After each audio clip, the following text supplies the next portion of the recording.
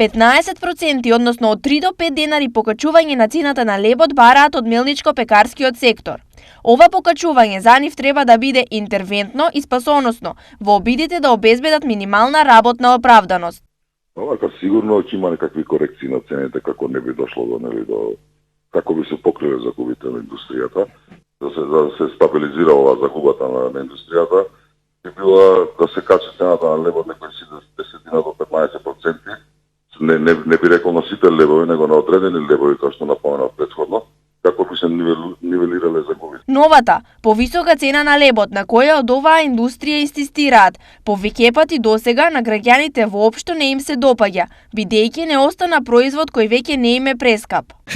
Срамота е, што друго да кажам. Па во до каде ќе оде?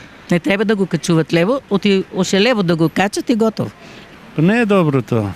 Лебот само да се покачи, тоа не знам дали може да издржат луѓето. Тоа не би требало да се деси кај нас. Кај нас е многу скапо.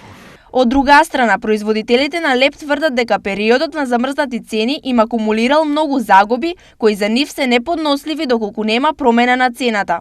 Ние како индустрија, значи како групација, се соочуваме со големи проблеми по зголемувањето на трошоци на енергијата, електричната енергија, со што одлуката за замрзнувањето на цените нанесе голема штета на индустријата, па очекуваме, ако се прекине оваа одлука, дека индустријата ќе изнајде некаков начин да ги избалансира цените да не иде и понатаму во загуби.